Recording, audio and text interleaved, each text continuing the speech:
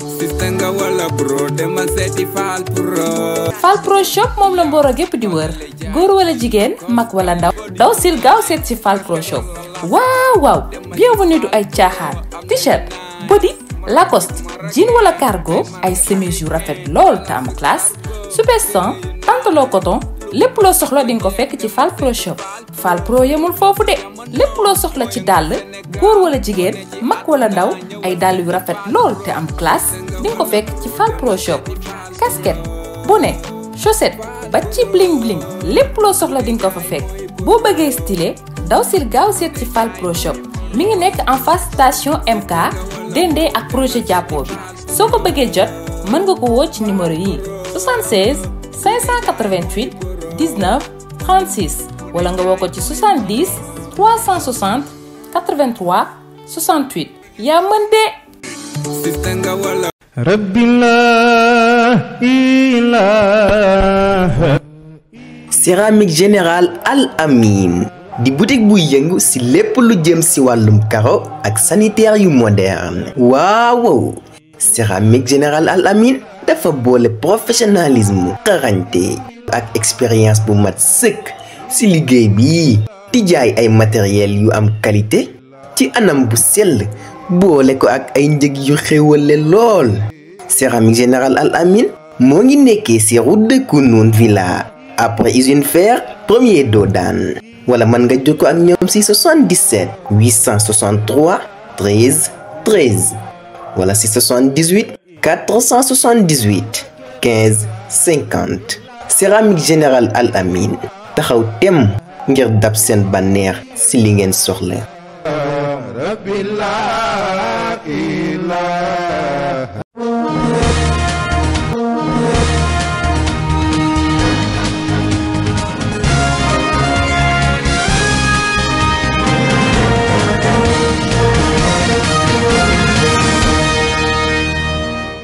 Salam alaikum amis et internautes de la Vital TV, la chaîne qui vous propose tout ce qui est vital chez vous. Amaat mbégte di ànd ak yéen comme niñ koy defee mercredi bu jot ci seen émission tàggat yaram tey nag ma ci ànd ak benn invité bi nga xamante ne kenn dootu ko présenté ci localité li ko jàppee Mboro Daaru ba Taïba Ndiaye muy le président de la zone 1 de Taïba Ndiaye monsieur Bou Diop monsieur maa lay nuyu. maa ngi leen di ziar bu baax. di am mbégte ñëw jàkkaarloog Vital TV waxtaan na ñoom échange incha allah. merci monsieur Bou Diop ñu lay dalal ak jàmm ci émission bi tàggat yaram ma ci ànd ak comme ni ñu koy defee mercredi bu jot ak suñu consultant Amath nuyu naa la. Abbas maa ngi lay nuyu di nuyu suñu invité monsieur Diop mais aussi di nuyu tous les internautes de la Vital TV di amaat mbégte bu yaatu di ànd ak ñoom pour un nouveau numéro de tàggat yaram. merci Amath tey nag ñu war a waxtaanee nawetaan fële ca Taïba Ndiaye plus particulièrement la zone numéro 1 Taïba Ndiaye bi nga xamante ne zone bu mag la kenn dootu ko présenté tey ñu am occasion dalal fi seen président monsieur Bou Diop monsieur Bou Diop dama lay bàyyi nga présenté wu ak suñu ay téléspectateurs. bon maa ngi nuyu ñëpp di nuyu donc les journalistes di nuyu les caméramans. di beral loxo Moustapha parce que souvent moom la ñuy doon gis ci terrain bi di ñaanal l'autre là aussi yàlla xare ko àjjana vraiment mu doon def travail bu exceptionnel donc ñu ñëw tey jii fii nii en tant que président donc de la zone 1 de Taïba Ndiaye depuis 2021 ñëw rek fas yéene partager li nga xam te ne moom lañ dund depuis bu ñu gérer donc la zone ba à l'heure actuelle fexe ba ñëpp daal am une compréhension ci déroulement zone yi à travers donc l'arrondissement de Méouane et le département de Tivaouane. merci monsieur Bou Diop bëggoon naa aussi nga ñëwaat ci lan moo motivé à ce que nga décider pour laaj présidence su zone bu Taïba Ndiaye. juste ñun dañu judd ci un milieu rural donc jàng mën naa ni fii la ñu defee suñu cursus secondaire am baccalauréat dem au niveau de l'université Cheikh Anta Diop de Dakar yàlla poussé ñu à ñu aimer ce qu'on appelle le mouvement associatif d'ailleurs foofu la ñu jëkk a nekk ci ay instances dont président donc de l'AMERTA mooy amicale des élèves étudiants ressortissants de la commune de Taïba Ndiaye en 2007 actuellement aussi ñu doon conseiller municipal en même temps donc président donc de zone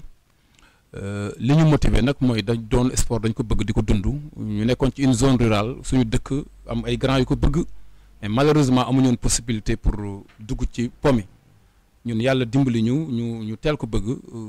teel a intégrer donc le mouvement bi ñu def yaakaar naa secondaire ici à Mboro ci lañ commencé intégrer donc les équipes cadettes de Taïba Ndiaye jóge fa dem ASC Taïba Mbaye parce que ASC Déggu lañ njëkk a commencé et par la suite ñu jël décision ñun au niveau de notre village en 2003 ñu ni dañuy dem ci mouvement nawetaan bi donc loolu moo ñu ci dugal te mu doon lu ñu bëgg xam nañ ni bëgg nañu liggéey et pour ñu travailler avec la jeunesse jàppale donc la jeunesse je pense que sport bokk na ci li nga xam te ni une activité buy regrouper donc toutes les masses et bu ñu ko defee jàpp nañ ni dañ mën a contribuer donc ci développement donc du Sénégal. merci monsieur Bou Diop ci jaar-jaar bu am solo boobu bëggoon naa laaj tamit le mouvement nawetaan lan la représenté ci sa vie sociale. je peux dire que ni dafay jël temps bu bëri ci ñun parce que ñun amuñu vacances et d'ailleurs dama koy wax toujours man vacances ci laay gën a sonn ndaxte man je suis le mouvement nawetaan et dama koy wax sax daaf bi ma nekk sax dama naan je suis donc l'ASC daaf donc mu doon loo xam te ne dañ ko bëgg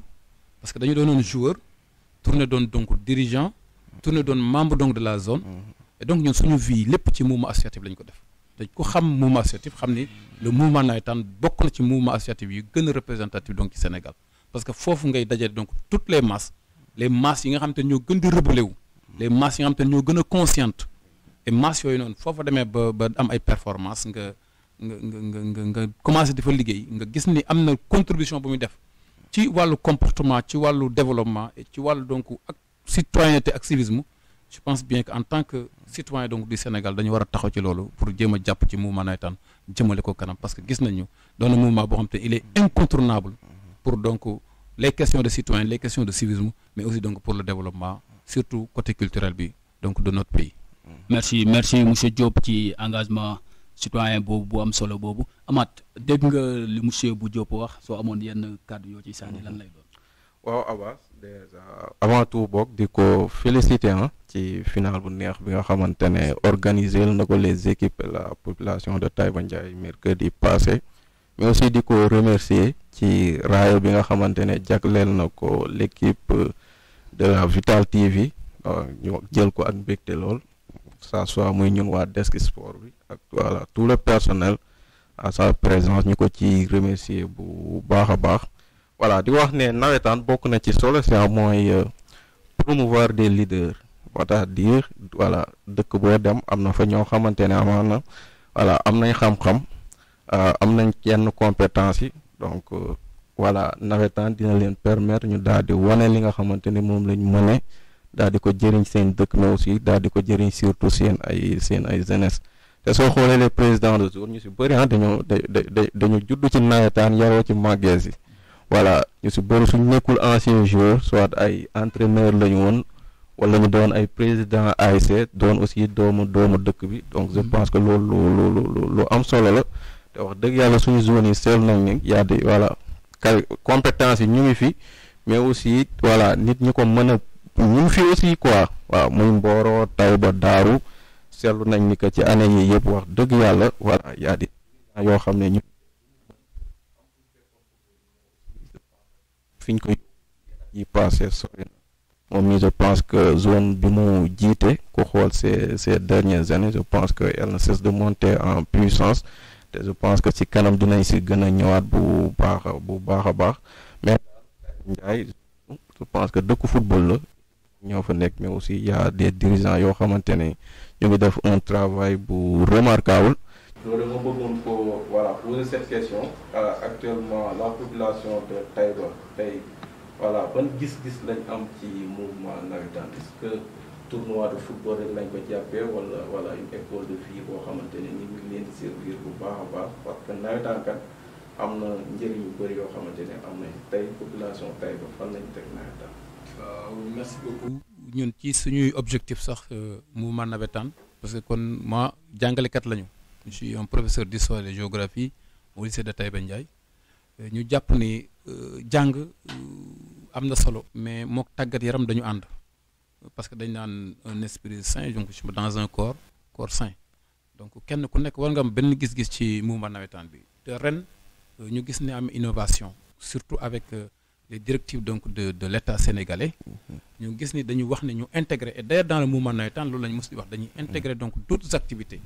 à travers donc des cours de vacances, des activités donc de set setal, de reboisement, des activités donc culturelles ñu gis ni loolu ren ji ci zone Taïba Ndiaye dafa commencé di fay implanté wu et nit ñi kon dañ ci am beneen vision boo xam te ne du bokk ak bu bañ ci kon am parce que ñun ñi cette année c'est à travers donc le mouvement nawetaan organisé donc journée de reboisement donc on avait prévu une ASC 20 cocotiers donc je peux dire que cette année-ci on a presque sillonné lu mat ay 15 wala 20 villages parce que la commune de Taïba Ndiaye mu ngi composé donc 35 villages donc reboisement bokk na ci activité boo xam te ne réalisé nañ ko et loolu day permettre ñi ñu gis ni le mouvement nawetaan doontul rek football mais am na benn activité donc de citoyenneté bu ñu def ñu am ay ASC yoo xam te ni ASC bu mel ni fonk sa bopp ASC bu mel ni yaakaar ASC bu mel ni Taïba Mbaye organiser ay journées donc culturelles et dans ces journées culturelles là dañuy gis ni day am ay sensibilisation ay thèmes yu ñu évoqué yoo xamante ni day promouvoir la cohésion sociale mais day promouvoir ce qu'on appelle donc le développement tax na ba koo xamante ne da doon seetaan nawetaan en tout cas engouement bu ñu gis ces dernières années là mosuñu ko gis ci mouvement nawetaan ñu gis ni population yi épousé nañu ñun li nga xamante ne moom la ñuy def les autorités da ngay gis tout le monde final tout le monde même les matchs de poule parfois les autorités dañuy ñëw bokk ci organisation bokk ci liggéey bi et dañuy sentir ni kon li ñuy def ndekete am na askan wi fu mu ko toll donc li ñu yëg daal mooy mouvement nawetaan révolutionné nañ ko te action comme les askan wi épouser donc le mouvement et donc ñun nag loolu lañ ci bëggoon te bu ko épouser rek je pense que dina am jeexintal ci seen doxalin ci vie sociale bi ci vie culturelle bi mais sur la vie donc de la citoyenneté surtout et sur la vie donc économique aussi. merci président ci leeral yu am solo yooyu léegi nag dañuy dugg ci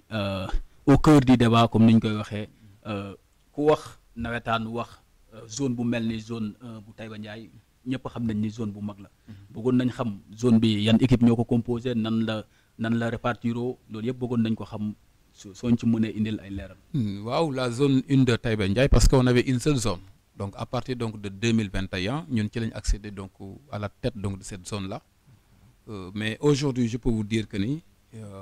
daaw on a évolué avec 19 ASC donc il y a 2 qui n'ont pas qui ne compétissent pas parce que mais respectant nañ donc les normes réglementaires parce que affilié nañu fay nañ même frais d'assurance donc on fonctionnait au total avec 17 ASC donc il y a une ASC qui a présenté donc une équipe cadette donc les ASC mën nañoo citer lépp ñëpp on connaît donc toutes les ASC c'est une situation géographique le nom donc de la localité dëkk ba ak le nom donc de l'ASC donc xam nañ loolu lépp donc on a soñ ci mën a indil on a donc Ndomor on a fonk sa bopp on a énergie de Ngomeen mooy nekk fële na le on a ce qu'on appelle l'ASC Taïba Santh, l'ASC donc Diamono donc de Bal Diop. On a donc l'ASC DAF, l'ASC Renaissance de DAF 1, l'ASC Djingé, l'ASC Yakar, l'ASC Mak FC, l'ASC donc Renaissance donc de Keur Magueye, ASC Sindiaye, ASC Entente, ASC Minam, ASC Daradji, ASC Keur Madiagne et voilà, l'ASC Mbayen 3. Donc voilà donc les différentes ASC qui composent donc la zone de Taïba Ndiaye. Maintenant nag dafa am ASC yoo xam te ñu ngi gën a féete ci zone des vides villages mooy boo demee ba Kër Mallé yi gën a bëri foofu la ñu nekkee boo am na ASC yu nekk ci zone industrielle mooy Daaf énergie de Ngomeen Kër Magueye Yaakaar Mak FC et fonk sa bopp ak Ndomor ñoo ñu nekk ci zone industrielle bi yaa ñu nekk ci zone des Niayes mooy Taïba Santh commandé jamono donc de Bal Diop. waaw président ci li nga wax dañuy jàpp que ni zone bu mag la zone une bu Taïba Ndiaye zone bu mag la léegi bëggoon nañ xam coordination bi entre ASC yeeg ak zone beeg ak instance départementale yi nan lay demee. waaw moi qui vous parle man je suis membre donc de l'ODCAV parce que zone bu nekk day am 3 représentants au niveau de l'ODCAV et en même temps je suis donc membre de la CRP donc départementale de l'ODCAV donc kon xam nañu ñun on a une relation boo xam te ni am nañ ko la zone et l'ODCAV qui est donc une instance donc supérieure. Donc mu doon relation yoo xam te ne même avec donc les zones ou les ASC c'est des relations de cordialité mais aussi relation yoo xam te ne dañ koy fonder sur les principes donc du respect donc du règlement de l'ONCAV donc ñu gis ni saa bu nawetaan di commencer même au cœur du mouvement nawetaan lépp loo xam te ne mooy règlement lépp loo xam te ne mooy loi du jeu dañ ci échanger donc ak ASC yi d'ailleurs on avait organisé même une journée donc de formation sur donc les règlements généraux donc de l'ONCAV pour permettre ak ASC yi parce que ñun loolu moo ñu war nous sommes un démembrement de l'ODCAV mais ñun zone yi ay démembrement lañ ci ñun donc lépp bala ñuy démarrer relation yi am te ni moo war lépp mooy respect donc des règles waaye fexe passer donc des informations yoo am te ni ci wàllu sensibilisation surtout loolu ñu naan la non violence et le fair play ñu fexe koo régner may nañu ren jii ba on a aucune chaîne de violence ren jii nii mënuma wax ne violence bon du parfois du ay xët-xët dinam mais violence boo xam te ni yàqu fa match indi fa benn difficulté et je pense que loolu li ko waral mooy coordination bi nga xam te ne moom lañ def entre la zone et les ASC mais entre donc l'ODCAV donc et le département et loolu li koy waral nag mooy des textes mais teewul ñu def ay journées de sensibilisation wax ne ASC aussi war ngeen def yenn activités yoo xam te ne doonu donc le football bu ngeen bëggee nit ñi intéressé wu bu ngeen bëggee mag ñi bokk ci mën leen a accompagner je pense bien que foog ngeen def leneen lu xam lu doonu football rek et donc coordination bi je peux dire que en tout cas on a joué un rôle liñ ci man et pour l'instant wax dëgg yàlla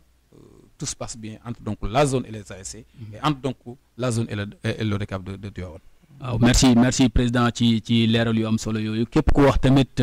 zone une bu Taïba Ndiaye ak nu mu yaatoo du ñàkk ay difficulté bëggoon nañ nga ñëwaat ci difficulté yooyu ak tamit gis nañ tey autorité wala année bi autorité étatique yi dañ jël benn mesure à ce que nawetaan yi du dépasser le 15 octobre loolu naka ngeen ko gisee ak yan répercussions la am ci organisation match yi. Voilà, mais malgré donc les difficultés aussi souvent dañ naan impossible n'est pas nawetaan c'est-à-dire que ñun à chaque fois bu ñu mettre dans une situation rek on a les possibilités pour contourner donc les obstacles et loolu joué nañ ci rôle boobu importance c'était donc du 15 juillet au 15 octobre nous au niveau de la zone 1 on a démarré donc le 26 bon peut-être c'était une année test 26 juillet c'est une année test mais année prochaine je pense bien qu'on peut démarrer le 20 même donc le 18 ou bien le 20 on peut démarrer et li ñu dal ren jii nii parce que situation l'arrondissement de Méouane dafa difficile cette année-ci à cause donc de la coupe des ICS mais à cause donc des phases départementales mu dugal ñu ci benn scénario boo xam te ni da ngay gis ASC boo xam te ni loolu c'est une difficulté ku football tey suba mu football donc on avait un problème de récupération financièrement aussi toutes les ASC mënuñu woon a supporter ces charges-là football tey suba nga football donc difficulté financière mais difficulté donc physique liée donc à la récupération donc des joueurs loolu ay difficulté la beneen bi mooy li nga xamante ne moo xew nii man j'ai joué une finale senior j'ai pas encore joué une finale cadette pourquoi parce que chargement calendrier bi parce que ASC cadette bi dafa waroon football finale départementale le jour de la finale zonale donc mu woon football à 15h kon ne à 20h mu dem football donc on a préféré donc jouer donc la finale zonale donc ici ñu gis ne surcharge donc des délais de convocation et ni ñu koy waxateeti day am benn match yi fu ñuy daje qui organiser donc da ngay xool parce que l'ODCAV mooy supérieur aussi bu organiser les zones n'ont pas le droit donc d'organiser il y a beaucoup de zones la zone de Mbor la zone de Darou Khoudoss football ñu seen finale coupe maire parce que nekkoon ci biir délai donc ce sont des difficultés aussi li koy gën di aggraver du ñu permettre ñu àggale moi je pense bien que la région de Thiès est une particularité mooy lan région de Thiès dafa am màggal région de Thiès dafa am gàmmu loolu boo xoolee dina jël lu mat au moins 20 jours ci suñu calendrier bi 20 jours dina ko jël donc particularité bi day tax ba heure bi ñu bëggoon a terminer suñu nawetaan duñu ko mën a terminer beneen bi mooy les stades mais souvent day taw te bu tawee mënu jouer à cela on peut ajouter même les événements malheureux parce que ñun dañu ne ci zone bon société boo xam te ni c'est une société boo xam te dañoo jege ñu du trou bu événement malheureux amee am na loo xam te ni mënoo organiser donc un match ça c'est impossible c'est vrai. L'autre élément est lié à notre structure supérieure muy l'ONCAV parce que man cette année-ci j'ai un dossier donc d'appel au niveau de l'ONCAV qui a duré presque 20 jours te fekk dossier d'appel boobu génnul mënoo connaître sa organisation donc c'est vrai. bu ma génnee ci ni ñu organiser sax dafay yàq suñu organisation parce que day tax ASC bi nga xam te ni dafa toogoon di xaar 20 jours day football tey ginnaaw suba mu footballaat coupe ICS ñëw programmé la phase départementale ko programmé il y a des ASC qui sortent sur 3 tableaux phase départementale zonale coupe maire même 4 tableaux coupe ICS ci délai boo xam te ne dafa gàtt c'était extrêmement difficile voilà donc de manière générale les difficultés et loolu finance technique comment dire physique structurelle donc naturelle parce que mooy kii bi mais aussi au niveau donc étatique aussi on nous a vraiment mis dans une situation très très difficile même si nawetaan impossible n'est pas nawetaan sonnoon nañ tool ci délai yi et on demande à ce que peut-être perspective la buñ ci àggee dinaa ci évoquer liñ ci xalaat ñun pour que état bi jàppale ñu ci incha allah. merci président ci leeral yu am solo yooyu Amath dégg nga lu président wax ci fonctionnement bi ak organisation nawetaan au niveau de la zone 1 bu Taïba Ndiaye ban analyse nga ciy def. Oui, je pense qu'il l'a très bien expliqué relevé na tous les problèmes yoo xamante ils sont liés à cette décision muy loo xamante ne lu bees la waaye tamit faagaagal na zone yu bëri parce que dara gënul metti nga jouer 3 mois dem ba mu dese la final pour zone ci bëri je pense que final kese moo leen dese ah. mais amul possibilité daal di ko jouer souvent mooy coupe du maire wala tournoi yi nga xam day am ci biir compétition yi heureusement bëri na si ñoo xam ne joué nañ sax seen coupe zonale parce que football nawetaan te joué au final coupe zonale moom loolu moi je pense c'est une catastrophe. donc muy loo xam laaj na waxtaan man la question dont je me pose mooy est-ce que avant ñu jël décision bi convoqué nañ tous les acteurs gën ci waxtaan parce que zone yëpp yemuñu y a des zones yoo xamante ni équipe bi dañ fa gën a bëri te zone bu ne li reflété wu ci sa organisation ak sa déroulement man c'est le nombre d'équipes. tey soo amee zone boo xamante ne 27 équipes la 28 équipes war a tëgg ñetti compétition ci 3 mois loolu dina doon loo xamante ne lu yéeme la te mi ngi expliquer sànq benn cas muy phase départementale bi parce que à un certain mois phase départementale yi tamit dañ koy insérer ci calendrier bi te loolu it day gën a rendre la vie difficile aux organisateurs parce que tey sa équipe zone suy football match départemental même su ko accueillirul ci dëkk bi je pense pas match mën a am ci sa stade waaw tout le monde dañuy accompagner l'équipe ak fu mu mënti dem jouer ji daal di ko voilà gunge mu dem football son match donc mënoo am contrainte de temps ba pare ñu indi la une autre compétition nga war ko gérer boole ak say match donc dans les zones yi nga xamante ne équipe yi dañoo bëri day métti loolu ci président mais aussi day métti ci équipe bi président mi ngi expliqué voilà football tey toog benn jour footballaat wala football tey football soo loolu du ci mën ñàkk parce que li ñuy bëgg mooy sauver seeni ay compétition parce que dara gënul métti comme ni ma ko waxee sax commencer une compétition te jouer woo la finale cas boobu gis nañ ko fi donc loolu mooy waral équipe bi tamit dinañ jiital coopération pour vouloir sauver les compétitions ba def loo xamante ne mënuñu ko sax te ñëpp xam nañ ne organiser un match de nage dafa métti ci équipe di nga regrouper di nga convoquer say joueurs di nga def toutes les dépenses yi nga xamante ne daf koy laaj donc nekk na loo xamante ne daal ren amaana jàll na donc c'est une décision boo xamante ne je pense que déwén incha allah ñu teel ko anticiper gën cee waxtaan parce que zone yi dañuy màgg tamit loolu it lu jar a suuraale tey président mën na am 20 équipes déwén am 3 équipes yoo xamante ne légalement dañuy ñëw bëgg a ajouté wu ci équipes yi nga xam ñoom ñooy participer loolu tamit équipe yi daal je pense suñu yokkul yaakaaruma mu wàññeeku muy Mboro di Taïba muy fépp foo mën dem ci Sénégal donc loolu it c'est un problème majeur boo xamante actuellement ça fait débat donc nañ si gën a waxtaanaat gën a xoolaat décision boobu voilà di rappeler moom aussi ASM bi équipe yi fi lima c'est de très grandes équipes te ku xool résultat yi tamit ci année yi passé di nga seetlu que ni voilà zone Taïba Daaro amaana su amoon fu ñu nekkoon voilà seen niveau ma yéeg na bu baax a baax ci 2 dernières années la preuve Ndono zone la nekk parce il y a 2 ans jël na trophée départemental donc loolu di wane ni rek dans la zone il y a de très bonnes équipes et aussi que football mi ngi fa à base. merci Amath ci jàngat yu am solo yooyu président bëggoon naa la interroger ci benn affaire mooy ci niveau bi parce que xam naa ne du ñàkk nga seetaan nawetaan Daaru wala nawetaan Mboro boo ñu doon ñëwaatal ci niveau bi instant bi yow jàpp nga ni niveau bu kawe la wala y a des choses à parfaire. bon souvent nag bu ñu jëlee ay position rek bon day xaw a metti parfois. non de manière générale niveau bi mais de manière générale oui. Maintenant je voudrais rebondir surtout li tax nawetaan ren mu compliqué. Je peux dire au Sénégal on a 57 ODCAV. Il n'y a que 5 qui ont terminé donc leur navette. C'est terrible. Donc les 52 ba léegi am na lu leen dese. Même coupe zonale. Zonale parfois phase départementale parce que bu àggul phase départementale ODCAV mënul wax ne pare na. ODCAV daan parewuma. Bon peut-être yu bëri zonale boobu bokk na ci mais phase départementale aussi bokk na ci quoi. Donc la zone bu ñu wax aussi Taïba Ndiaye li nga ci wax léegi c'est de très grandes ASC parce que Ndomor l'année d'avant moo doon championne donc départementale mais daaw ASC Yaakaar mooy donc champion de la coupe des ICS ren ji aussi on a l'ASC Sine bu doon vice champion donc de la coupe des ICS donc ñu gis ni chaque année ñu ngi ay ren ji boo xoolee aussi les phases donc de départementales Ndomo dem na ba huitième de finale phase départementale donc je peux dire que ni ci côté niveau bi d'ailleurs foofu laay defee analyse peut-être performance yi parce que bu ma duggul ci performance rek day mel ni nu may analyser dama indi à côté donc ci performance yi bu ñu gisee xool on voit bien que la zone de Darou Khoudoss et la zone de Taïba Ndiaye 1 sont les plus représentatifs ci wàllu performance, je dis bien performance. Parce que bu dee la coupe des ICS ñoom ñoo ci mujj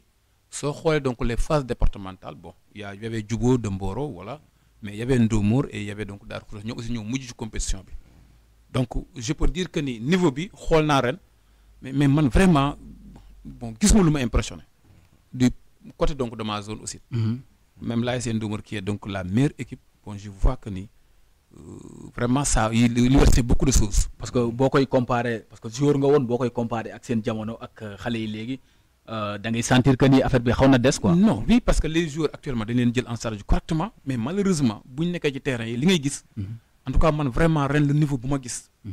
Même à Mboro je sais que le niveau n'était pas élevé Mboro sax am naa ci une analyse je comprends pourquoi il y a ces situations là. Mais man sama zone jaaxal na ma. Parce que les ASC ont recruté, mais malheureusement, niveau du monde, ce n'était pas un niveau élevé. De même que Taïba Ndiaye, Darou Khoudoss, peut-être, je peux dire que Fofu, la Gana Yakani, faut le niveau de Darou Khoudoss. Pour être quitte avec ma conscience. La suprématie de Ndomour, en tant que président, bonne explication là parce que c'est le monde de zone, moi que c'est Ndomour qui gagne chaque année concernant la coupe zonale. Peut-être, bon, limko jaral ba léegi jaralu ko ñeneen ñi fekk c'est une ASC boo xam te day investir ci loolu noonu diaspora bi dañ ciy jàpp. C'est vrai une ASC boo xam te day recruter loger donc les joueurs je pense que gisuma plus de 15 jours 11 jours 15 jours ku koy recruter donc man au niveau de Taïba Ndiaye gisuma ASC bi li mu ko jaral aussi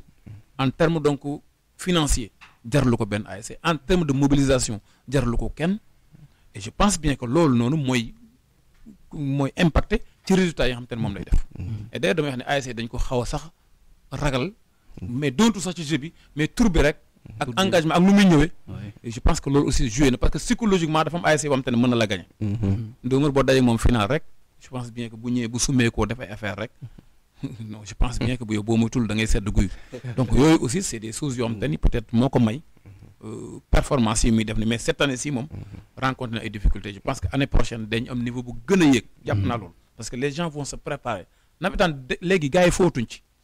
ren ji peut-être am na ñu bëri ñoo am ten xaw na du côté de Mboro je sais. ren Mboro aura 2 zones l'année prochaine normalement te loolu moo gën a yellu et joueurs yi mu pertoon ñu revenir jàpp naa ne niveau yi incha allah année prochaine dañ gis lu gën a dëgër quoi par rapport li ñu am ren ji. merci président ci leeral yu am solo yooyu yaa ngi wax léegi que ni depuis 2021 su ma juumul yow yaa nekk à la tête de la zone 1 de Taïba Ndiaye bëggoon nañ xam yan réalisation wala yan innovation nga def depuis bi nga ñëwee à la tête de la zone ba léegi. waaw ñun bi ñu ñëwee y a benn habitude ba moon à Taïba Ndiaye c'est-à-dire que à Taïba Ndiaye personne aucun président n'osait démarrer ses navétanes sans attendre donc la subvention de la mairie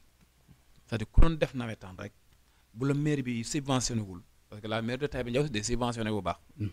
Je me rappelle suñu premier mandat dañu jox 5 millions. Et c'était donc la zone mooy xool nu muy distribuer ASC lu mu leen jox mais depuis donc quelques années ñoom ñooy jël la position ñoom séddale donc la subvention aux ASC les zones ñu leen subventionné à hauteur donc de 500 000 francs par zone. Mais bi ñu ñëwee ñun li ñu jëkk a combattre mooy la politique financière c'est-à-dire que être indépendante la zone et d'ailleurs ñun loolu dañ ko gagné actuellement su ma lay wax nii sama kees chaque année bon souvent ñeneen ñi di may takk ne ni lu échec la nawetaan xaalis warut a des mais man gëwuma loolu. man li ma gëm ni looy gérer surtout donc les finances war nga ci waajal sa bopp ba ëllëgee soo gisul kenn sax nga mën a demal sa bopp. Et donc loolu la ñu premièrement gagné nañ donc la politique financière ñun duñu xaar kenn d'ailleurs ñun ak Taïba Ndiaye 2 ñoo nekk fee je salue au passage donc le président Issa di nuyu Platini di nuyu donc le président Abdou Mbaye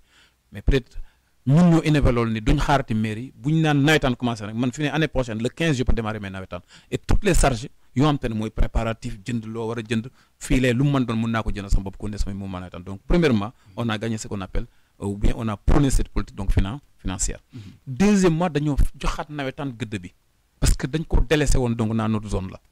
mais actuellement dañu gis ni engouement bi mu am sax man en tant que président damay poser aux questions nawetaan nan la mën a jarale ñit ñi lii. Je me pose des questions parce que man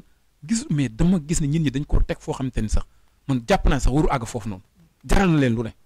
et li ko waral mooy peut-être organisation bi ñu def ci mouvement nawetaan moo tax ñëpp ñëwaat mag ñi bàyyi woon sax dañuy ñëw terrain loog di xoolal du point de vue donc de la pelouse amoon nañu benn pelouse boo xam te ne dafa xawoon na bi ñu ñëwee aussi ñun dañoo amaat benn terrain bu bees loolu bokk na ci li ñu gën a jàppale ñu am stade boo xam te ne am na tribune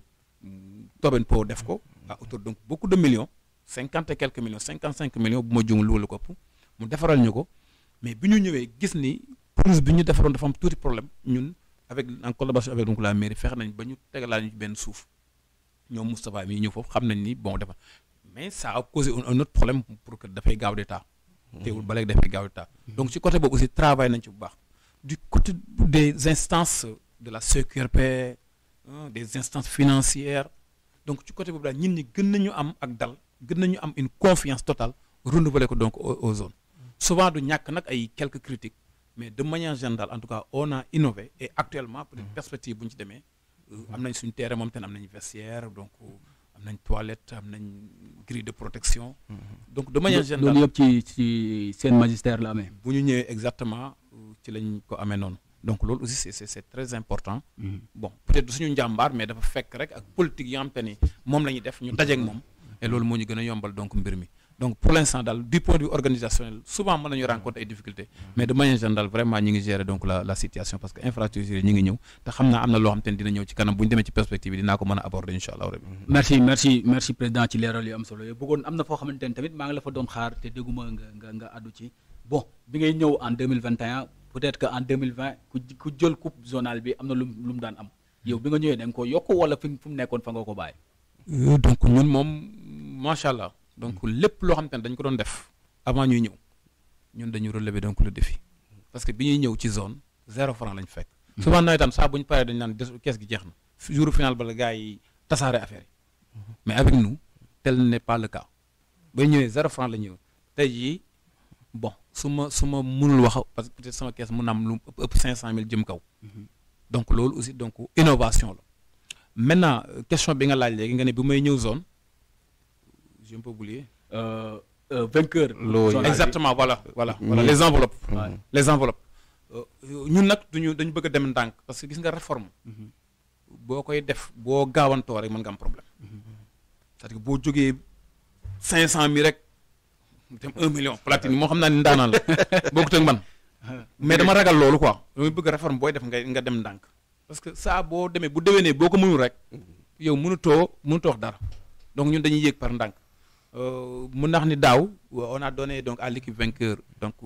600 000 l'équipe vaincue donc 400 000 l'équipe cadette ñu jox ko 250 000 l'équipe vaincue bi ñu jox ko 150 000 cette année-ci on avait un partenariat avec donc le parc éolien Infinity Pro mu jëloon en charge ni les ASC vainqueurs seniors dañuy jox 2 motos Jakarta parce que nee na moom dafa bëgg contribuer en termes donc de matériel l'ASC vaincu en senior ñu jox ko benn Jakarta l'ASC vainqueur en cadet ñu jox ko benn moto Jakarta l'ASC vaincu la zone mu jël décision moom jox ko 200 000 mais bi ñu demee ba ci biir y avait un petit problème parce que souvent les entreprises nii day am ay quelques difficultés. entreprises yi nii bon dina ko dugal ci budget 2026 am man en tant que zone ñun ñoo jël suñu décision individuelle génne suñu enveloppe on n'avait même pas voulu boo laajee ñi ñëwoon final ba dégguñu wax enveloppe mais dañ ko def parce que bëgguñu woon a déranger partenaire bu la ñu gêné ko. ñun ci boppam jël nañ vainqueur bi ñu jox ko 500 000 notre propre argent de la zone. vainqueur bi ñu jox ko 300 000 c'est notre propre argent. du entreprise moo ko joxe ñun ñoo ko joxee suñu bopp. mais bëgguñu ko woon wax ci kaw parce que suñ ko waxee ci kaw mën na ko gêner. parce que bu ñu nee entreprise bi joxe bu ko ça peut gêner. mais ñun on te actuellement li ñu jàppagul daal mooy suñu enveloppe bëggatuñu mu yées 600 000 vainqueurs bëggatuñu muy yées 400 000 donc vainqueurs et loolu nag mën na yokk mais yées bi moom. waaw jàpp naa ne dootu mëntee nekk. ay tànk kanam daal ngeen bëgg moo am. exactement mais ndànk-ndànk parce que évolution moom. il faut faire une évolution donc de façon très lente quoi. waaw merci président bon ku wax football wax mun naa ni joueur ak lépp bëggoon naa xam instant bii nii ci wàllum tàggat yaram parce que ay jeunes ñoo ne ci mouvement nawetaani di ci évoluer ñenn ñi yaakaar ci tekki ban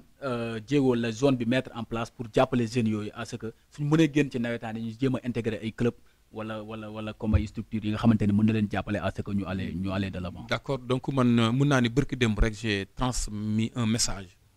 pour Taïba Football Club. mooy Mor Wade pourtant il est de Mboro Mor. Mor moo créé foofu Taïba Football Club man mii je fais partie je pense bien je suis le 3e vice-président donc de Taïba Football Club. donc ñun chaque fois bu club yooyu noonu commencé les entraînements. dañuy dugal information dans des groupes WhatsApp yi nga xamante ne moom la nekk.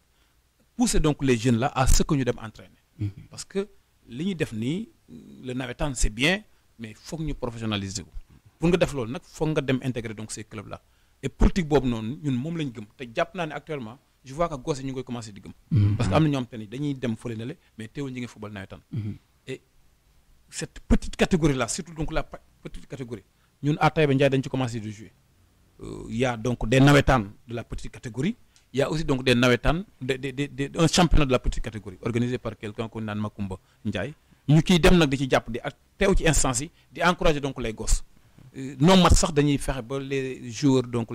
la petite catégorie ñu ñëw pour comme des ramasseurs ñu jënd leen ay dossards yooyu yëpp pour ñu ñëw pour encourager leen wan leen yéen war ngeen mën a jóge fii donc au niveau de Taïba Ndiaye la petite catégorie mi ngi fonctionner bu baax Taïba football club ñu ngi koy entamer di ci def ab liggéey et ñu ngi encourage aussi donc les joueurs nawetaan ñu dem intégrer ces instances là parce que moo gën a wóor et puis moo leen mën a yóbbu foo xam te ni Sénégal mën naa dem ba gis seen bopp ci joueurs yooyu gis bopp ci joueurs yooyu noonu. merci président ci leeral yu am solo yooyu sànq bi ngay wax yaa ngi doon évoquer benn ay entreprise ak la municipalité bëggoon nañ xam seen collaboration ak entreprise yi ak la municipalité nan la demee. waaw c'est un partenariat boobu moom lañ bëgg a instaurer un gagnant-gagnant. parce que au niveau de Taïba Ndiaye dañoo am ay partenaires. am naa donc GCO bon ren ji gisaguñu réaction Mboro gisagul réaction Daaru gisagul kenn gisagul réaction donc am na retard parce que dafa ñu doon subventionné bon les zones de Mboro de Daaru Khoudoss et de Taïba Ndiaye chaque zone moo jox la 500 000 mais lan ren amagul on a un partenaire bu nekk fee Tobanpo moom laa dox ne moom mooy bëgg a parrainer toutes nos finales maintenant léegi dañu bëgg jël décision un partenariat à travers donc la sponsoring parce que c'est important entreprise bu lay jàppale aussi yow dafa visibilité la bëgg. visibilité en tant que donc ASC ce rôle dafa war a jàpp ci nga jàppale ko ci la visibilité bi loolu noonu léegi nag ci loolu lañ bëgg même des actions yoo xam te ni à travers donc le reboisement à travers donc des activités donc de setal dañ ci war a jàpp accompagner donc l'entreprise pour mu gën a am plus de visibilité donc am nañ partenariat avec donc cette entreprise là am nañ aussi un autre partenariat avec donc la MECCT mooy benn banque bu nekk foofu je pense que nag agsi na Mboro sax la MECCT mutuelle crédit donc de la commune de Taïba Ndiaye partenariat la les ICS aussi partenariat la ren ji peut-être la ICS dafa organiser une coupe de l'arrondissement mais les zones jàppale na zone bu nekk à hauteur donc de 250 000 ci sa final et l'ODCAV aussi à travers subvention bi ko ICS jox nañu zone bu nekk donc 100 000 francs ICS c'est toutes les ASC yam te ñoo bokkoon mu doon 6 ASC des différentes zones kenn ku ne jox na la un jeu de main jox na la 100 000 francs un ballon vainqueur yi aussi gis ngeen ko 1 million pour vainqueur vaincu donc 750 000 donc partenariat yooyu noonu suñu ko gënuta suuxat duñu ko wàññi et je pense bien que mouvement nawetaan foofu la war a jëm mais mënuñu nekk fii di tendre donc la main chacun da ngay gagnant da nga koy defal dara mu defal la dara et donc foog ñu innover foog ñu xam ne léegi li ñu yor lu dëgër lu rëy la c'est un mouvement boom te ni au niveau national ñëpp ko bàyyi xel donc ñun li ñu yor du ay caaxaan donc foog ñu gën ko formaliser taxaw dëggal suñu bopp waaye nag ñi nga xam te ne ñoom lañu ko seqal ne ci terrain bi ñu liggéey ak ñoom pour que ñoom ñu gën a am motivation pour jàppale ñu donc au niveau de Taïba Ndiaye aussi la mairie subvention toujours ren ji la mairie de Taïba Ndiaye génne na une subvention de 5 millions 50 000 c'est pour les ASC yi nga xam te ne ñoo fa nekk ASC bu ne amoon na 150 000 les zones am kenn ku ne 500 000 mais am nañ aussi ay partenaires à travers bu na MDS c'est un mouvement donc bon je peux dire politique mais qui ne laisse pas indifférent donc les ASC ren ji daaw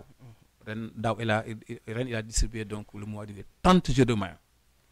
des maillots donc de qualité appuyé donc les zones 200 000 zones bu nekk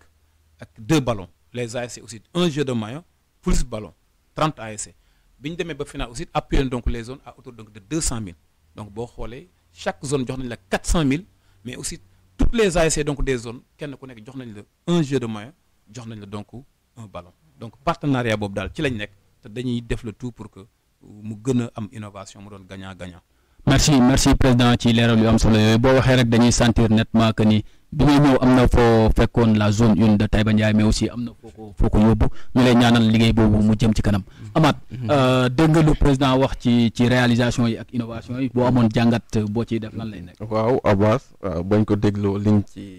njëkk a ràññee rek mooy que gérer une zone ce n'est pas une chose facile xam naa c'est presque gérer une petite fédération voilà nekk na loo xamante ne yombul. donc ñëpp ñi nga xam jël nañ engagement pour jiite zone ak wala am fa yenn responsabilité je pense que c'est une lourde mission tâche boo xamante ne daf leen di xaar parce que je pense que voilà soo amee tey équipe bu baax te mooy une bonne organisation une bonne équipe boo xamante ne mooy gérer zone je pense que nawetaan fi mu war a àgg du fa mas a àgg non jamais parce que voilà lépp c'est la zone qui gère tey nawetaan pour mu jaar yoon déjà il te faut de bons arbitres tey président zone ak équipe bam ñoom ñooy xool comment aller puiser les meilleurs arbitres yi nga xamante ne ñoom lañuy jëlee au niveau départemental ñu ñëw daal di diriger match yi mais zone aussi mooy xool naka lay rendre attractive nawetaan bi à travers des partenariats que ça soit muy presse bi muy loo xamante ne mënul ñàkk ci nawetaan di ko rappeler d'ailleurs parce que ren ñëpp gis nañ Daaro ak Taïba match ni ñu fësee ci zone bi loolu lépp ay partenariat la ñun fa lim tamit bëri na parce que nawetaan lépp l'aspect financier dafa laaj xaalis équipe yi ASC dañuy génne xaalis bu bëri mais zone aussi il faut que muy débloquer ay moyens yoo xamante ne dina si mën a def ay yenn charge yi nga xam ne mënul ñàkk pour que compétition bi war a gën a neex sur la mobilisation tamit tout ça zone mooy toog teg ay stratégie am xool naka la réussite de la compétition daal je pense que à 90% ci zone la équipe bi ni mu ko waxee gëdd gi ñu jox nawetaan léegi dafa dépassé ñenn ñi sax je pense ñoom les dirigeants à un certain moment dinañ war a poser la question yi parce que tey gis nga fi président ASC yoo xamante ne li ñu def ci nawetaan yi ren ñoom ñooy xool ñu ci bénéfice avant nag ils ont d'autres objectifs donc nga doon président zone gis ci équipe yi nga xamante ne ñoom nga diriger ñu ngi dépenser ay moyens comme ça pour attirer les meilleurs joueurs am effectif yu baax construire de bonnes équipes donc yow président zone il te faut des ambitions yoo xamante ne au moins di nga mën a équipe yooyu suñ demee final wala suñu àggee enseignement donc de la compétition di nga leen mën jox yenn récompenses yi donc loolu rek di wane que zone daal nekk na loo xamante ne ay responsabilités yu bëree bëri la donc innovation bi nag am na ci solo lool prési xaalis bi soo ko gënee mën yokk surtout et fi ngeen souligner sànq tam c'est très important mooy joueurs yi football nawetaan man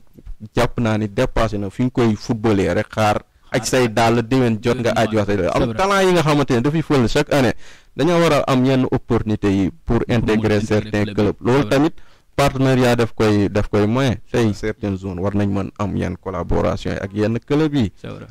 yenn talent yi nga xamante ne daf kiy génn am nañ mérité daal di intégrer club pourquoi pas dem ba signer pour daal di réaliser seen ay rêve yi nga xamante ne am nañ ko dans le monde du football professionnel donc loolu lépp daal zone moo koy encadré te prési ku dégg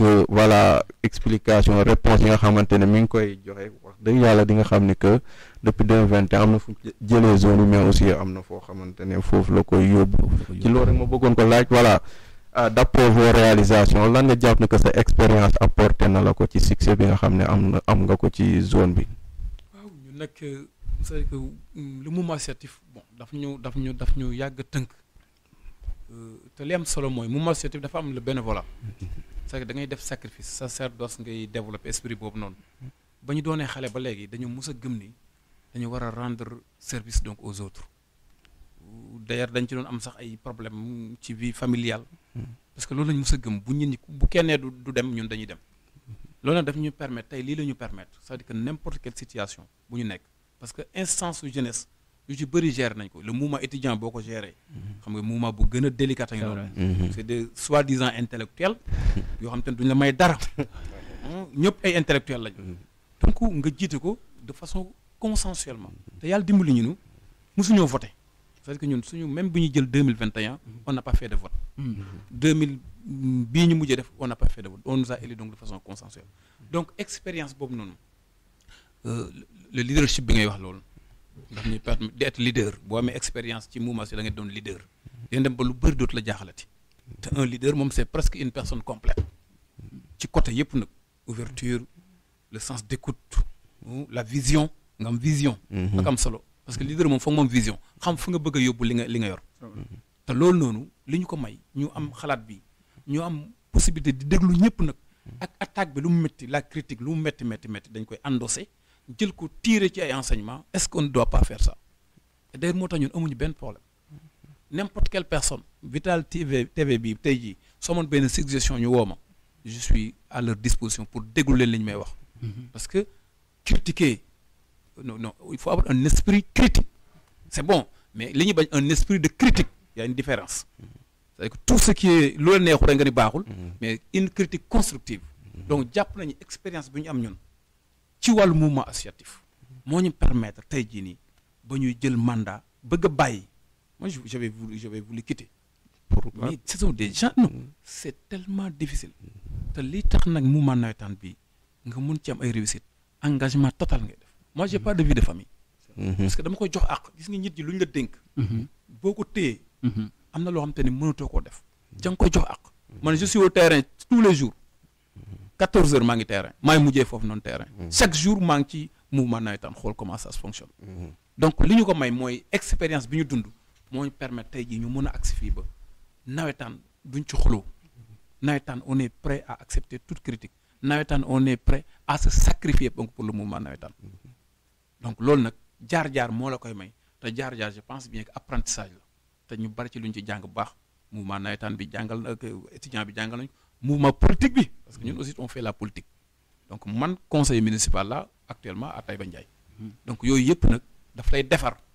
ba nga mën a jàkkaarloo kenn ku nekk waaye lu song lu ne nga xool nan ngay def ba pour mën koo daal donc expérience bi daal moo ñu permettre tey bu ñu amee réussite c'est à cause donc de notre expérience à travers donc le mouvement politique le mouvement donc étudiantin et en général donc le mouvement nawetaan. merci président ci leeral yu am solo yooyu bon on vient de wala vous venez de boucler une année une saison pour les nawetaan bëggoon nañ xam lan mooy bilan bi nga xamante ne da nga koy tirer ci saison bi nga xamante ne moom lañ génn. juste peut-être je peux me répéter parce que bu ñu jëlee ci bilan côté finance nous néew naa leen le partenaire dem na ba benn moment il ne pouvait pas prendre en charge ses engagements la zone a pris donc les propres engagements alors que du côté de Taïba Ndiaye 2 les ASC dañoo joué jël seen jeu de moyens seen trophée dem y a aucun sou joxuñu leen aucun sou parce que ils n'ont pas les moyens pour le faire mais heureusement nous on pouvait aller au-delà même on pouvait donner parce que li ñu joxe ci final bi la fi ñu dikk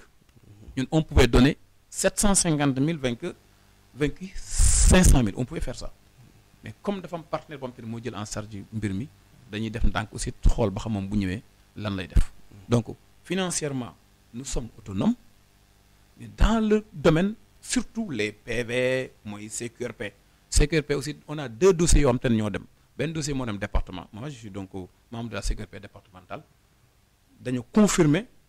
le verdict rendu par la CQRP de la zone 1 de Taïba Ndiaye beneen dossier mu dem ONCAV dañoo confirmer la décision rendue par la CQRP donc de Taïba Ndiaye donc je peux dire que CQRP aussi je peux dire que à 95% réussi na donc seen mission la commission finance a réussi donc sa mission la commission sportive réussi na donc mission parce que amuñu benn match boo xam te ni programmé nañ ko wala bu ñu ko déprogrammé muy indi coow luy tax ñu wax saa bu ñu defee déprogrammation rek les gens dañ xam ne lii c'est logique du point de vue donc sécuritaire mooy suñu match tous les matchs sont sécurisés aucune scène de violence et loolu donc jàpp naa bilan bi gën a am solo ci nawetaan c'est la violence mais ñi ñu ko may nag yéen vous faites partie je dis bien la presse et il faut que ñun ñu comprendre donc le rôle de la presse moom suñu ma bàyyi woon ak ñoom rek je vais régler donc leurs questions en tout cas lu ma am dama koy séddoo ak ñoom mais vous savez que le nawetaan c'est une structure boo xam te ne bu am ingratitude la nag dañoo ingrat ñun dañ ci xuloo parfois la presse y a des gens mais cette presse là lu ñu leen jox c'est des miettes ce n'est rien mais les gens pensent que ni man sama final toute la presse de l'arrondissement l'a invité parce que man dama xam ce que la presse a fait pour le mouvement nawetaan man sama bopp rek doy naa ci explication parce que man j'ai fait toutes les radios presque lu chaîne bu nekk fii nii rek mu doon Taïba Ndiaye man invité nañ ma et je vois que si promotion bu ñuy am nii sax bu ñu yaakaaree sax ñun liggéey benn def nañ ko c'est grâce à cette presse là parce que moo ñu yóbbu fi ñu toll mais ku am loolu nag ñooñu foo nga jàppale leen chaque fois dañuy dem ci terrain bi sensibiliser donc les populations en tout cas ñun man personnellement presse man amul lu ma leen mënu ma leen fay je veux faire beaucoup de choses pour cette presse là kenn du yéen suñu toll fii yéen la te kenn waru leen a fàtte et incha allah rabbi loolu aussi dañ koy jëlaat en compte sama comité directeur léeg-léeg surtout les financiers vous savez que les financiers dañoo bëgg xaalis quand tu dis on va donner ça à la presse non président est-ce que vous comprenez ñi la ñuy jouer xam nga structure yow mi ko jiite yow yaa xam ñi la ciy jàppale yow yaa tu es la personne la mieux placée pour nga xam kan moo lay jàppale ci li ngay liggéey nii et je vois que la presse a joué un rôle incontournable pour cette non-violence et ce qu'on appelle ce fair play là durable là ci nawetaan yi donc da ngeen ci jàpp bu baax moo tax ma ne violence boobu dama ci insister yéen da ngeen cee bokk bu doon yéen doom te yàlla dimbali lañu ren ji ba loolu amul bu dee laneen li nga xamante ni mooy côté comment dirais-je organisationnel aussi de manière générale vraiment on n'a pas de difficulté donc je peux dire que difficulté yi déjà cité naa ko mais ci wàllu bilan nag dafa am point positif am point négatif point négatif yi ma waxoon fële na le si li ñu gàllankoor ak le temps bi muy 3 mois yi ce sont donc les mêmes points négatifs yu ñuy rencontrer au niveau de la zone finance aussi bu ñu sañoon gars yi dañuy gën di jàppale la mairie muy les ANPI dañuy gën di jàppale mais de manière générale surtout l'aspect organisationnel la zone a fait donc un travail extraordinaire et ce travail là c'est la gendarmerie ñoo ko ci jàppale c'est la presse c'est la Croix-Rouge ce sont donc les organisateurs les dirigeants les supporters les ASC ñoom ñëpp ñooñu jàppale ba ñu réussir cette mission là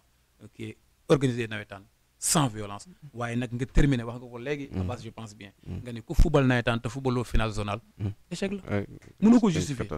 et ñun moo tax dañuy xar suñu tànk tubéy pour football ko buñ ko defee rek day mel ni fardeau bi nekkoon ci suñu kaw daa wàcc c'est vrai vraiment c'est ça. merci président ci leeral yu am solo yooyu bon ñu ngi jëm ci beneen at bëggoon nañ xam yan mooy projet prioritaire yi nga xamante ne fas yéene ngeen ko def waaw l'année prochaine incha allah rabbi parce que je pense bien que ñun surtout la question du temps bi ñu wax léegi pour que nga mën a football àggale say nawetaan dafa am une réduction donc des ASC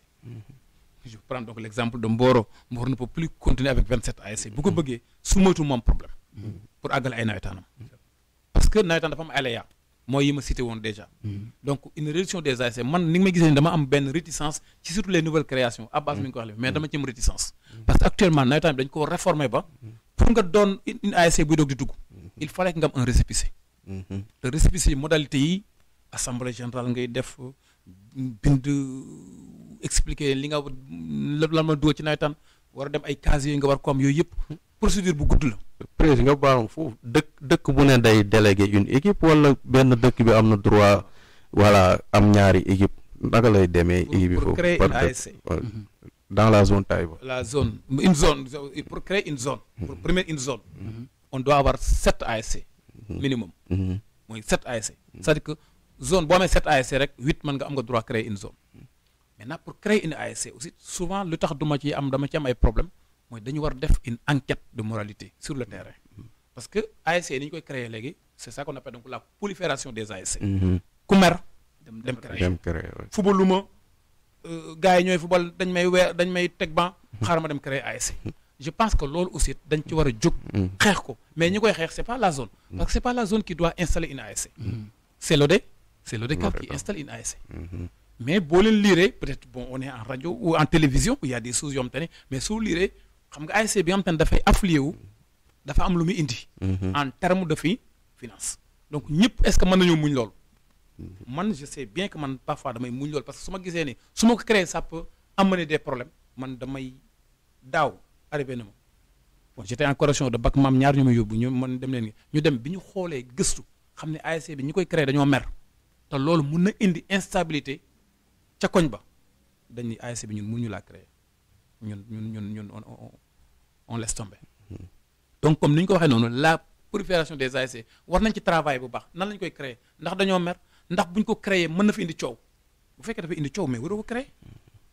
donc loolu noonu c'est des problèmes yoo xam te ne dañ koy rencontrer en ce moment là. donc beneen bi nga doon ci perspective yi nga doon wax. donc ci perspective yi noonu naa waxee ni bu ñu bëggee organiser ay match nii jàpp naa ni foog ñu réduire donc le nombre d'ASC wala boog ñu créer éclater donc les zones. c'est important le cas de Mboro moom moo may tax di gën di wax. peut-être man je peux régler donc la maintenant infrastructure bi dafa war a disponible. mooy infrastructure bi nga xamante ni da ngay mën a football ba heure bu la neex ba 23h teewoon day dem ba 23h parce que arrêté daaw bi c'était à 23h dañu war a arrêté nawetaan yi donc bu ñu amee infrastructure man au niveau de ma zone je pense que l'année prochaine dañu am projecteur donc à Taïba Ndiaye les 2 stades seront éclairés incha allah rabbi parce que bii nii am na projecteur ba les CS mais projecteurs yi ñu war a am ñun c'est la mairie moom moo ko war a déjà virement de crédit bi def nañ ko ci conseil municipal ba le passé loolu c'est une perspective boo xam na gazon synthétique on envisage quand même avec la mairie à travers donc un partenariat ñu ngi koy envisager d'ailleurs amoon nañu ñëwoon ba commencer ñëw natt xool yooyu yëpp bu ñu ko amee day contribuer ci performance même joueurs yi. c'est vrai ñun nos joueurs là bu ñu demee Tivaouane ils ont des problèmes. gazon bokk mënuñu synthétique bi quoi. waaw mais mënuñu dañuy am problème dañuy jéem a débrouiller mais ça ne va pas. donc infrastructure yi bokk na ci man jàpp naa ni mooy perspective yi nga xam te ne ñoo gën a valable dans nos zones parce que dafa am lu ngeen posé léegi mooy pour que joueurs yi jóge ci nawetaan bañ a at seen i godas dem di football yi. ci milieu championnat bi mais pour ñu am loolu foog ñu am infrastructure bu baax parce que muy motiver nit ñi donc loolu bokk na ci ay perspectives mais fexe ba année prochaine aussi comme ren ji daf ñu xawoon bett les ASC ñu gën a dugg ci la vie éducative la vie socio-éducative. J'ai vu que Mboro à travers c'est mon ami Niansi gis naa ko la commission éducation mu instauré benn dynamique ay génie en herbe ou comment dirais-je Scrabble set setal cours de renforcement voilà ces gens les causeries action de citoyenneté je pense bien que aussi loolu ay perspectives yoo xam te ne war nañ cee jëm parce que loolu mooy jariñ dëkk bi mooy jariñ Sénégal donc loolu daal mooy infrastructure ak comment dirais-je activité de citoyenneté pour l'instant parce que objectif yu bari aussi wala perspective yu bari boo ko amee boo mu tuddoo réaliser lépp dañuy jël 2 wala ñu jël benn par année incha allah rabbi merci président ci leeral yu am solo yooyu instant bi ñu ngi ci cappaandawu émission bi su amoon benn message bi nga xamante ne da nga koy jagleel jeunesse su Taïba Ndiaye wala ASC yi lan lay nekk. waaw un message de motivation un message d'engagement de détermination ci li nga xamante ne moom la ñu yàlla dénk ñu nekk ci muy le mouvement navétane ñu bañ ko jàpp ay fo bañ ko jàpp un simple jeu wax ngeen ko léegi xale yi mën nañoo jóge ci nawetaan bi dem ba ñu leen dégg sur les championnats donc européens ñu gis ni parents yi aussi éveiller seen conscience que ni sport ak éducation sax en général dañu ànd donc wax leen ni mën nañu boole ñaari di jàng waaye teewul di def tàggat yaram te ñaar yëpp mën nga ci am une réussite beneen bi mooy sur les aspects donc de violence que nit ñi bàyyi xel ni nawetaan bi c'est un jeu c'est pour créer donc des liens d'amitié et de compréhension au-delà il est inutile le nawetaan loolu aussi ñu jëm ci bàyyi ko xel ba juboo àndandoo en masse football mais aussi œuvrer pour les autres activités de citoyenneté mais dafa ma ñor trop dafa ma ñor foog ñu préparer xale yi foog ñu instaurer donc dans leurs esprits un esprit donc de civisme parce que loolu la autorité bëgg tal loolu mooy yoon parce que ce pays là mënuñu ko développer te amuñu cette discipline là cette notion de civisme et de citoyenneté bu ñu ko amul duñu def leneen li mooy ASC aussi ñu gën a jóg jàpp ne nawetaan bi doonatul folam d'accord mais pour mu am solo la donc ñu jàppee ko comme étant donc une activité sérieuse boo ci dugg aussi nga préparer wu recruter une très bonne équipe encadrement bu baax des gens responsables nga responsabiliser ñu jiite donc le mouvement navétane les zones def noonu les ODCAV def noonu suñ ko defee jàpp naa ni les communes yi nga xam te ne ci lañ nekk dañ gis njariñ mais aussi donc le département et la nation sénégalaise en tant que telle à travers donc l'État dina gis ni nawetaan bi kat am na njariñ te dina ci gën a am ab taxawaay je pense bien daal message boobu laa leen de lancer di remercier aussi donc ñëpp ces gens là ñu accompagner les autorités maa ngi di oublier sax un pharmacien qui contribue beaucoup Ousmane Ndiaye donc autorités les partenaires les ASC donc les supporters les dirigeants les joueurs donc la presse la Croix-Rouge la sécurité et tous les participants que ensemble ñu jéem a prôner des nawetaan de non-violence des nawetaan qui inspirent la citoyenneté donc et le civisme donc daal loolu la ñuy ñaan incha allah rabbi. merci président ci message bu am solo Amath dégg nga président lu mu wax ci perspective bi ak bilan bi soo amoon benn commentaire boo ciy def lan lay nekk. waaw Abba je pense que li mu wax noonu la demee nawetaan maintenant zone yi sax laay wax war nañuy jóge dans cette logique d'un tournoi de football tendre vers voilà la logique d'un développement sportif durable loolu nag li ngeen ko mën may wax na ko mooy avant tout la formation nag suñ ko waxee yaatu na déjà formation ci ñi nga xam ñoo jiite zone ñi nekk ci zone bi ñu xam lan mooy règlement yi parce que nawetaan tamit nekkul loo xamante ne ni lu ñu def nii sans que ñu structuré ko y a un règlement intérieur mbir yu bëri yoo xamante ne nii dafa approfondir sax waaw dafa profond bokk laaj na ñu gën leen see tàggat gën leen cee former bu baax a baax pour que yenn lakin yu ñuy seetlu parfois ci zone yi ñu daal di ko moytandiku formation tamit jëm ci wàllu citoyenneté wax na ko parce que tey soo seetlu dañu miser de trop ci aspect football bi rek ASC yëpp voilà seen équipe la ñuy préparer dem football yi ñëwaat or que am na loo xamante ne ni tey war nañ ko voilà commencer di ko intégrer ci zone yi ci milieu nawetaan bi mooy former de bons citoyens yoo xamante ne dañuy am esprit protection de l'environnement doon de très bons élèves doon ay patriotes yoo xamante ne ni dinañ mën liggéeyal lu bëri ci zone bi ñu nekkee mais aussi liggéeyal ko réew zone bi tamit gën a jàppale équipe yi ci voilà ni ñuy génnee talent yi boo quoi parce que am na fi bari na fi talent yoo xamante ñu ngi ci ASC yi amaana ñoo mën sax gën a xarañ que joueurs yi nga xam ñoo nekk ci club pro yi donc suñ leen jàppalee gën leen a téye su nawetaan bi jeexee gën leen a téye gën leen a jàppale loolu lépp c'est des commissions yoo xamante ne war nañ ko mën intégrer dans les zones pour gën a may possibilité les jeunes talents qui se révèlent chaque année ñu daal di devenir quelque chose ci monde football bi violence yi tamit wax na ko c'est très important man je pense que la première victoire gannaaw ba nga footballee say nawetaan enveloppe bi lu mu mën a tolloog may et tout ça c'est important mais football say nawetaan bañ jeex si jàmm te amul benn cas de violence loolu tamit ndam lu rëy la boo xamante ne ni zone def koy am à chaque fois comme ñoom niñ ko defee ren jouer seen compétition dérouler seen finale normale lépp jeex te voilà amul benn jiiki jaaxal loolu tamit dañ delluwaat di ko ci félicité bu baax wax moom ak tous ses collaborateurs mais aussi ak toutes les équipes yi nga xamante ne ñoom ñoo composé la zone 1 de Taïba en grosso modo daal à base je pense que émission bi amoon na solo lool président ñu koy remercier bu baax a baax ci pertinence bi vraiment réponse yi am na solo je pense que le monde sportif bu nekk dans nos zones dina bëri loo xamante ne dinañ ko si jàngee maa ngi koy remercier di la remercier à base di remercier tous les internautes yi nga xamante ne ñooy doon seetaan émission bi di leen jox dig daje ci mercredi prochain pour une autre émission. merci Amath ci jàngat bu am solo yooyu yaakaar naa président différentes zones yëpp dinañ ci bàyyi xel te teg ay jéego pour jéem a moderniser zones yi jéem a comme ni nga ko waxee jéem a def je dirais la population de bons patriotes de bons citoyens loolu yaakaar naa lu am solo parce que moom mooy essence sax nawetaan parce que bu ñuy wax nawetaan association la ñuy wax association sportive et culturelle loolu yaakaar naa lu ñu war a bàyyi xel la président yegg si nañ ci cappaandaw émission bi ma bàyyi la nga joxe ce mot de la fin. Bon, juste rek remercier Vital TV à travers vous et Abbas les caméramans sama waa ji Moustapha vraiment content bu baax di leen suivre nag parce que moi je prends le temps di xool li xew ci arrondissement bi yëpp bari na lu Moustapha est statut donc dama koy lire ku ngeen invité fii rek lu ci bëri dama koy suivre et gis naa aussi une pertinence ci ñi nga xam te ne ñooy organiser d'ailleurs dama sawar a ñëw fii et j'avais envie même de venir ici mun ma ko woon wax nag xam invité leen ma par force neexutu wax mais li tax nga bëgg ñu invité la da ngay am loo lecture boo fam ban damay suivre émission gis la parce que ñi lay laaj dañu xam li xew boo leen bàyyi woon sax ñu déroulé mais boo gisee ñu mel noonu da ngay yàkkamti dem ñoom parce que c'est pourquoi questionnaire dafay yomb ci man parce que ñi lay laaj dañoo xam et souvent man damay am problème boobu noonu bërki dem rek am na ko may laaj ma ne ko kii bu ma laajati ci benn kii quoi mu may laaj day ñëw di laajte ni ma ne ko bu ma laaj ma ne kii parce que nu muy laaj question bi baaxul parce que man du ma am nu may répondre parce que ni may laaj baaxul xamul lu muy laaj et donc yéen je vois donc le professionnalisme existe na fii en tout cas di leen ñaanal bu baax nag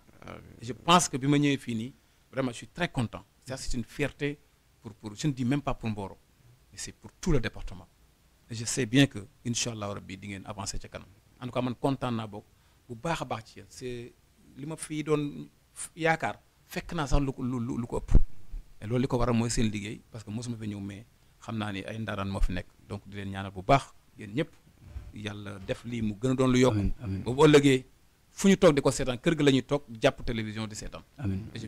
pense bien que c'est possible yàlla nañu yàlla may ndam ñun ñëpp ensemble année prochaine incha allah partenariat bi dinaa ci gën a am taxawaay bu soobee yàlla tous les matchs seront donc rediffusés par Vital TV incha allah rabbi